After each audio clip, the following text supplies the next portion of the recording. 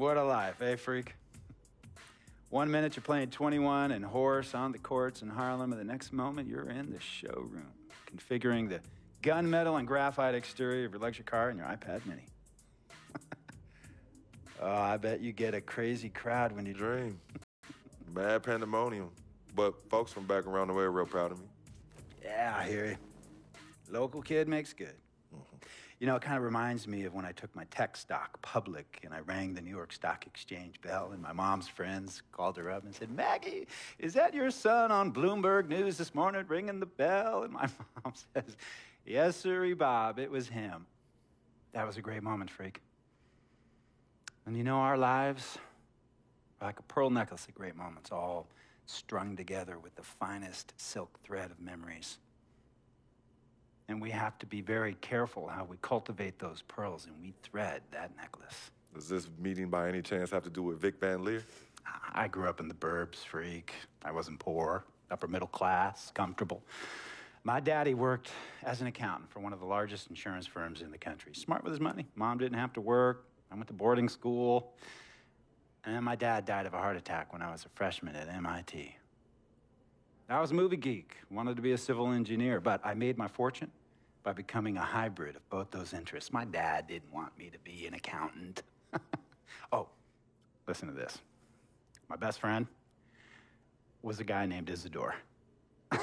Yeah, we called him Izzy. He was one of the smartest human beings I have ever met in my life. I mean, Izzy was taking second-year college calculus courses, sophomore, right? Straight-A student, full ride to MIT. Izzy had the world at his fingertips. But he was always looking for trouble, and trouble found him. He ran with the wrong crowd. And when we got to MIT, he got this great job working for a financial consulting firm in Boston. But every weekend, he would... Okay, so what happened to this dude Izzy? Because he's dope. No, not dope. Dead. After he'd been missing for 3 weeks, the Nevada State Police never found hide nor hair of Isidore. And our friendship took a hit when he asked me to hang out with him in Vegas, and I said I wouldn't do it because I knew he was on a dark and twisted path in his life. And yes, he was my dude. But no way was I gonna throw my life away trying to show my loyalty to a guy who really and truly didn't understand what loyalty was all about. So this meeting is about Vic. Correctamente. Okay, well, sir, Vic isn't Izzy. And why's that, freak? Well, for one thing, you and your dead friend Izzy didn't grow up poor. Me and Vic grew up in a neighborhood where we had to look over our shoulder every 2 seconds to make sure nobody was going to walk up on us and rob us. True. Izzy and I did not grow up in the hood. But we, like you, thankfully grew up in a 2-parent household. But even that wasn't enough for Izzy. He wasn't satisfied. He was always looking for a 5-alarm fire when he already had the warmth and comfort of a loving family. This is not about class warfare, freak. This is about the consequences of making bad choices and risking it all when you feel like you have nothing to lose. Vic is like a brother to me, sir. But you shouldn't be Brother Vic's keeper, freak. Would a brother go looking for trouble and put your career and your livelihood at risk by getting into fights at nightclubs and seedy after-hour joints and then scream to the media, "Yeah, it's all good, I'm an FOF, friendo freak. It's all misunderstanding. Y'all be haters, don't hate my game." I don't think a brother would do that to someone they really cared about, but a guy who looked at you like a meal ticket would. No. See, you don't understand Vic. Really? I don't understand. No.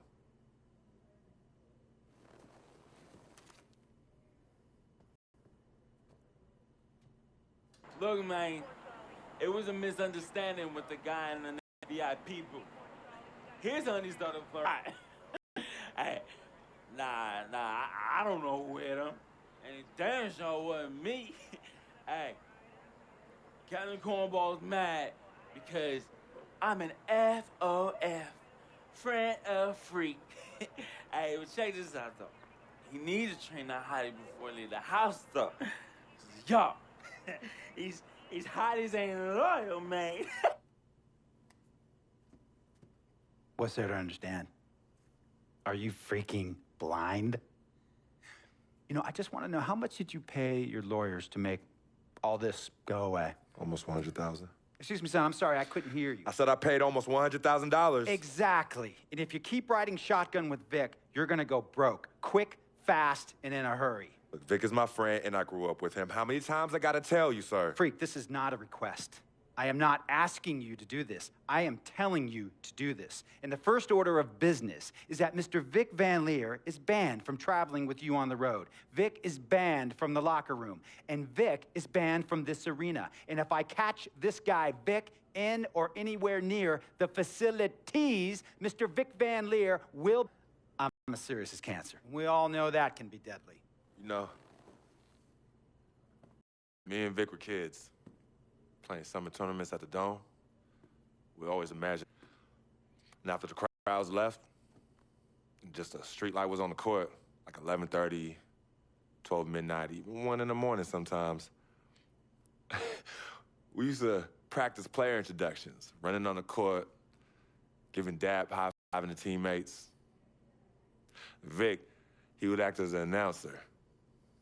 You know, he would introduce me, announce my name on the loudspeaker, and the Jumbotron would flash my image like a little guy dressed in long shorts and a jersey. And now, fresh off his 3-game, 62-point scoring streak, the youngest player to ever do so in NBA history, Frequency Vibrations.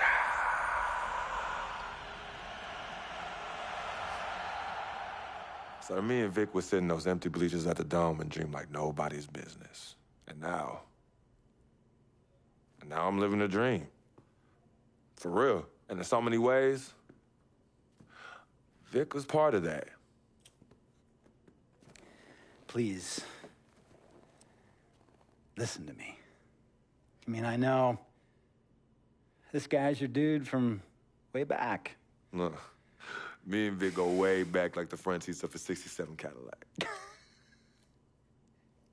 That's good. We go way back. Did you say front seats? Front seats of a 67 Cadillac. We go way back like the front seats of a 67 Cadillac. Well, do you have any crickets? I'm going to be the hit once again at Herbie Allen's Sun Valley Shindig because my fellow billionaires love it when I walk and talk that talk. So that almost sounds... No, let me tell you exactly what it sounds like. I respect, admire, and most importantly, love you as a human being and a role model. But I pay you a lot. And I mean, I pay you a lot of money to play for my team. And I am in this game to win it. And you can't win it with an albatross around your neck like Vic. So Vic is done. History. And here's some more lingo that I picked up from a former megastar who used to play for me several seasons ago. Thought I would never release him until I did. And now he's the 6th man on a struggling team in Venice. And yeah, I'm talking Venice with the canals and the gondolas and Harry's Bar, not the street ballers next to the fortune tellers on the beach in Cali. This guy used to tell me when he thought there was a player destroying our team, don't be a hero, cut that zero. And that is what I am telling you about Vic, freak. Don't be a hero, cut that zero.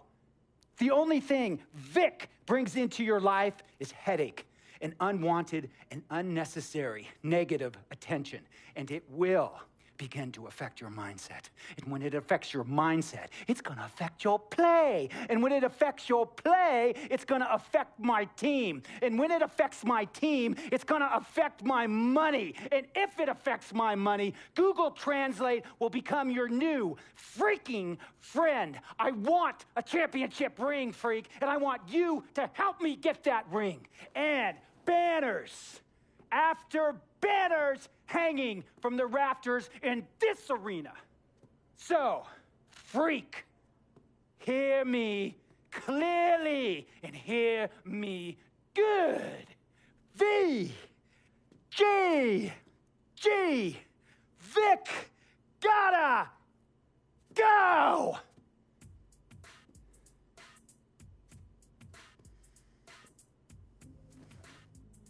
handle your business.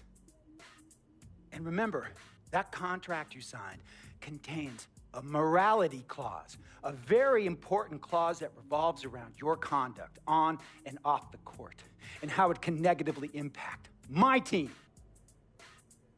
Now, I don't want you to have to learn Italian or Croatian as a second language. And hey, playing pro ball overseas, there's nothing wrong with that. But the arenas are nothing like this, nor will the money be the same. And on top of all of that, this is the U.S. of A., the greatest freaking country in the world. Ask yourself, is Vic worth all that? Think about it. Think long, think wrong.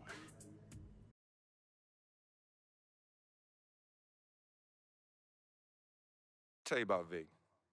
He has his bad rap. It's not, and I understand some of his judgments might shadow his actual character. He's not that at all. Man, Vic, let me tell you something. We have love for each other. We're brothers. Blood couldn't make us any closer at all. I mean, he has so much loyalty to me and to my family. You could see even Cece, has issues with him, but he still loves her. He still loves her.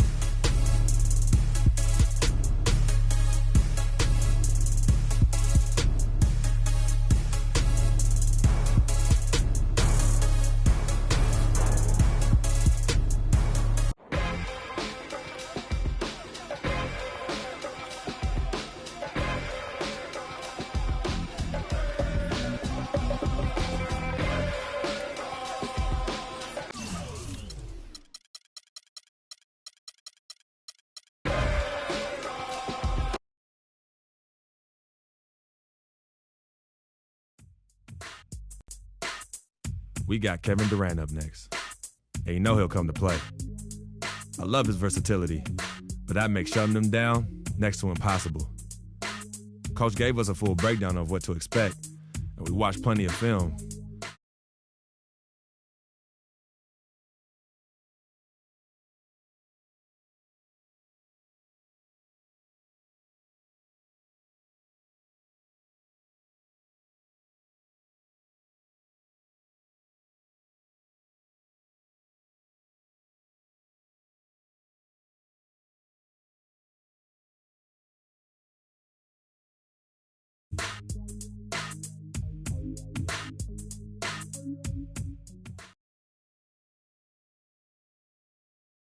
And I'm at it again. There go that flow, bringing tragedy in. The high rises of the Oklahoma City Business District gleaming in the early evening light.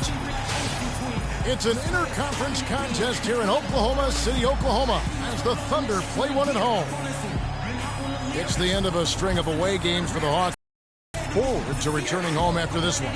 They've been playing very well lately. It's been 4 wins for them in their last 5 games. And, right now for Atlanta, they haven't been the kind of fierce competitors here in the early season that they were just last year. Not even close. Could this be a team about to take a giant step?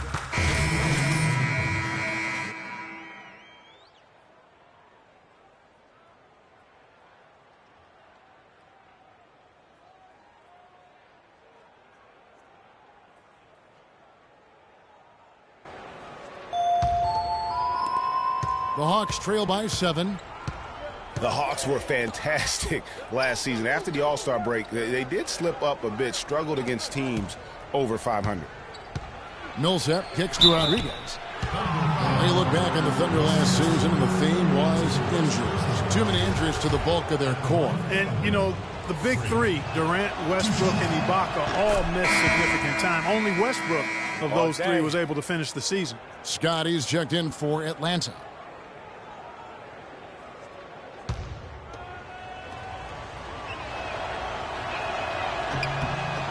And both free throws good from Freak. And we're approaching about 3.5 minutes played in the first quarter. Robertson dishes to Durant. And Adams kicks to Robertson. Beautiful dish, and the layup goes down. Roberson's got 7.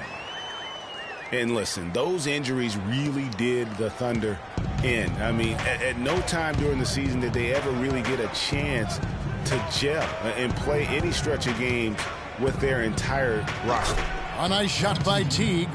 How about that move? You'll see very few players able to pull off just sensational stuff. And Robertson kicks to Westbrook.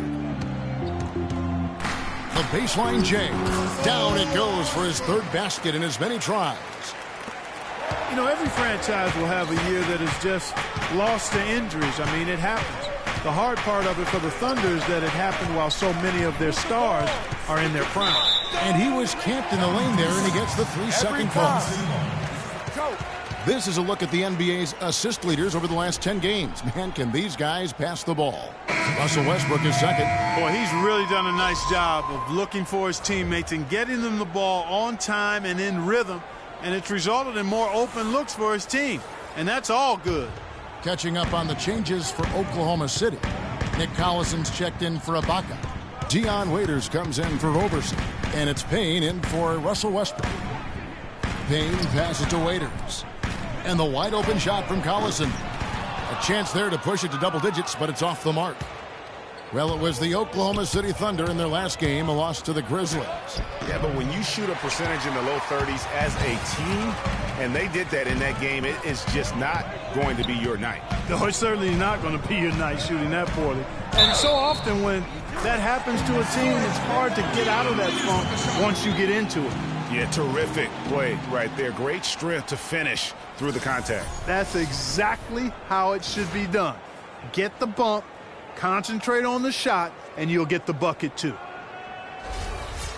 All right, we'll take a look now at how the points have been generated so far. A scoring breakdown for the Thunder. You've got to like the consistency with which they're hitting that mid-range jumper. They've established their presence in the paint tonight. Also, a lot of their scoring to this point coming from down low. And Dion Waiters traded last season to the Thunder. They wanted him as a shooting and scoring threat off the bench. Didn't want him to try and fill the void that Harden played when he was a member of the team. And with the offense getting right to the rim, at least they saved the layup. Old school D right there, just telling them no easy layups. It's as simple as that. And that's what you expect from them. You know, Greg, for Waiters, it would be unfair for the Thunder to ask that of anybody. You know, that's tough to do. Clark, hard to make up what Harden had accomplished. Yeah, and the Thunder even asked Waiters not to wear number 13 to avoid any comparisons, which I think was a smart move. But they still would like to have him provide some punch in terms of points off the bench. Splitter kicks to Rodriguez, and he finishes nicely on the layup. Another nice bucket down low. They've really been able to work the ball into the post effectively so far. Yeah, and I think we're going to see them operating a lot of their offense from the interior today. Collison dishes to Adams. Payne passes to Collison. Some nice passing by Oklahoma City here. It's Durant with the drive, down low, and Adams with the slam. And how about the grasp they had on the game plan for this one? You know, I know it's early, but I don't think I'm going out on a limb when I say we could be headed for a blowout unless something dramatically changes and fast. Tell you what, they haven't wasted any time getting into the swing of things on the boards. And even this early, that's a good omen for the rest of the game. Count that one. And the offense has come together immediately. I mean, they're threatening to run away with this thing already. Greg, it's hard to imagine they'll stay this hot for 4 quarters, but if they even approximate that, watch out. So as we end the first quarter, already a double-digit ball game. It's the Thunder as they end the first quarter on a 14-6 run. And the second quarter will be on the way when we come back. And here's Freak on his experience as a one-and-done college player.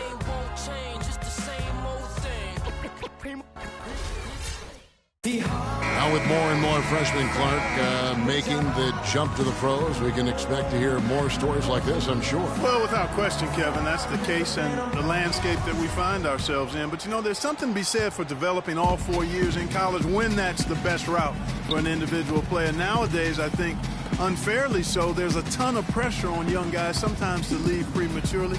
We'll see a freeze. And the Thunder with the possession here. Victory eluded them last time in Atlanta when they faced the Hawks. And they'll want to show that they're a much better team than they demonstrated last time out against these guys. At the very least, avoid another blowout. And it really was the turnovers that fueled the blowout. I mean, a lot of questionable, poor decisions by them with the ball. And when that happens, you can get blasted. The Thunder have put up good numbers at the charity stripe, converting 6 of 7. And taking a look at the numbers on the season, they've converted about 77% of those foul shots. One of the things they've done, guys, is taken pride in their free throw shooting this season, and rightfully so. Nick Collison's checked in for the Thunder. From 13, takes a big high bounce and goes in. Scott's got his first basket. You know, and Billy Donovan, the Oklahoma City Thunder, were able to pull him away from the college game last season, signed him to a 5-year deal in the middle of last year's playoffs. A great assist. Nice work from Russell Westbrook. The Hawks trail by 12. T kicks to Splitter.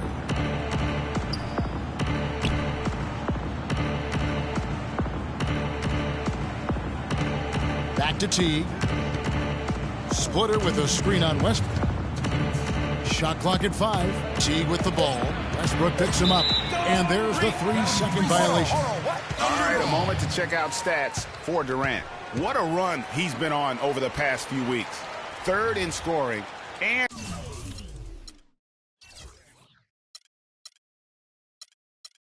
he's in the top 20.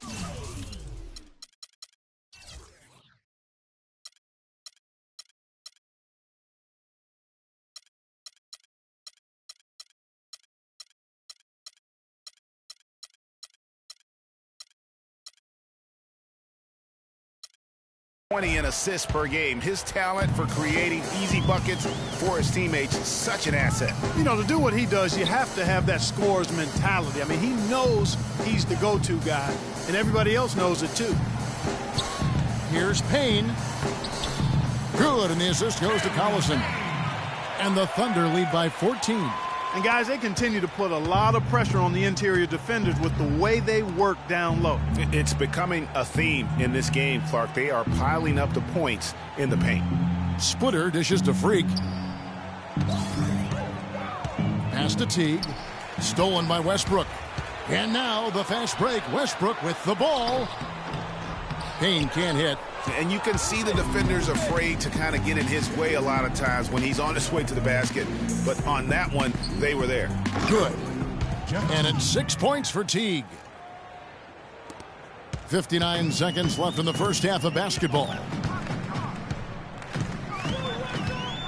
Outside Westbrook.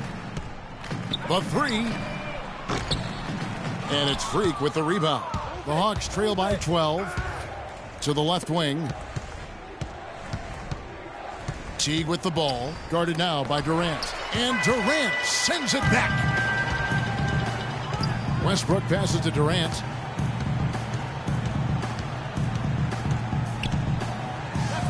Lays it up and banks it in. Durant's got the lead up to 14 now for the Thunder. That's the 3rd bucket in a row from the paint. This defense needs to clog those lanes in the middle much more effectively. You just cannot allow the offense to have that quality of a look each and every possession. That's good. Nice pass that time. What excellent vision by Jeff Teague out there.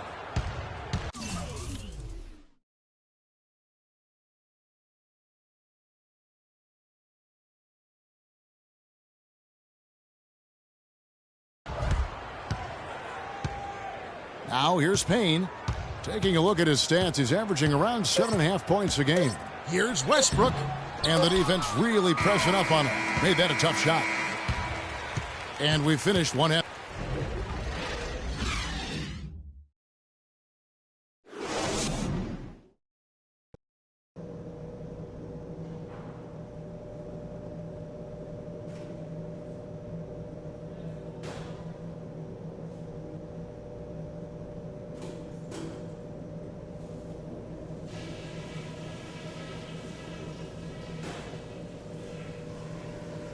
Okay, everybody, pay attention.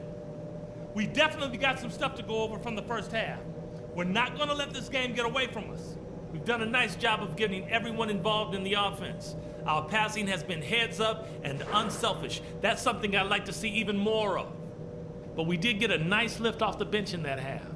I might want to stay with some of those hot hands, so everybody be ready. Okay, in terms of pace, let's keep things moderate next half. Turning this game into a track meet might hurt us more than it will help us. It might not feel like it, but we're in an okay position. A lot of teams would have been out of this game by now, but we're still in it. Let's get after it and see what happens.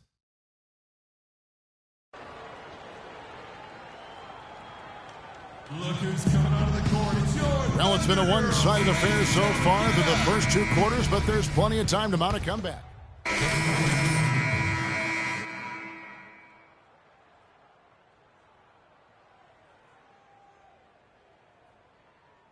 Look here, Scotty's checked in for Horford. Ken Bazemore comes in for Cephalosha. Jeff Teague, he's checked in for Kyle Korver. And Rodriguez is subbed in for Dennis Schroeder. On the court for Atlanta, Rodriguez. He's in at the point. Scott is out there with Paul Millsap. Then there's Teague, and it's Bazemore at the small forward. Textbook, nice pass, great catch, even better finish. The Thunder leading by 12. Just over 3.5 minutes through the third quarter of play now. Waiters against Teague. Right side Durant. Atlanta with the rebound. They want to keep it rolling here following the win against Dallas. And Kevin, you know, they showed how important it is to have a strong bench. I mean, when you are on the road, that depth is vital. I think they really utilized the second unit to extend their offensive assault and just really wore down their opponent. And guys, I think what you saw from them throughout the game was teamwork. This is a team. Regardless of who was out there on the floor at any given time, they got it done. And that has to make you feel good as a group. And Freak throws it down. Well, that fast break went according to plan. Yeah, nice job there, Greg. Recognizing the opportunity was there to push it, and then excellent execution. Last season, Atlanta showed just how much fun a team can have playing team basketball, a complete team effort. We use that word a lot. You don't see it much in the NBA, but boy, they epitomized it, Clark. Yeah, they sure did. Refreshing to see a team do that well collectively without a real superstar. Just a solid group that understood their roles and played them perfectly. Durant kicks to Payne. Doubled by Rodriguez. Feeds it to Waiters. And he slams that one down. Ooh, that's as forceful a finish as you're ever going to see out of this guy. Well, gee, it adds now to their lead in spectacular fashion. And, you know, that lead's only going to grow if they're not prepared to defend a little more staunchly than that. Move the ball. Sticking too much. Rodriguez outside. 4 on the shot clock. Shoots from the high post. No good off the back of the rim. And, folks, it's not like the Hawks didn't have talent. I mean, they did have 4 All-Stars last year. None of them voted in, however. Durant for 3. Rebound, Atlanta. Move it. Move it. Guys, there's still time for them to make a run. But the margin of error is history. Can't have any wasted possessions down the stretch. Freak dishes to Scott. Rodriguez outside. Shoots from 14. The shot, no good.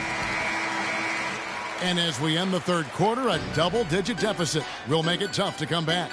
It's the Thunder. They lead by 12. And we're just moments away from the start of the fourth quarter. Stay with us.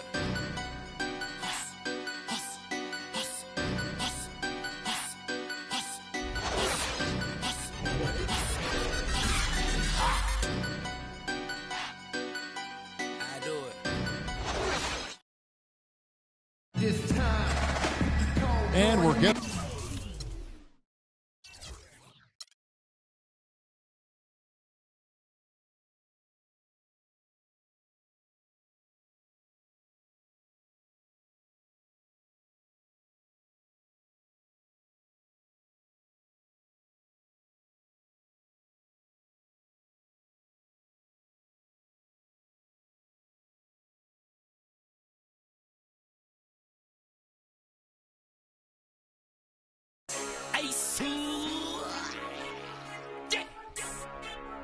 Super. Future. I come looking for you ahead.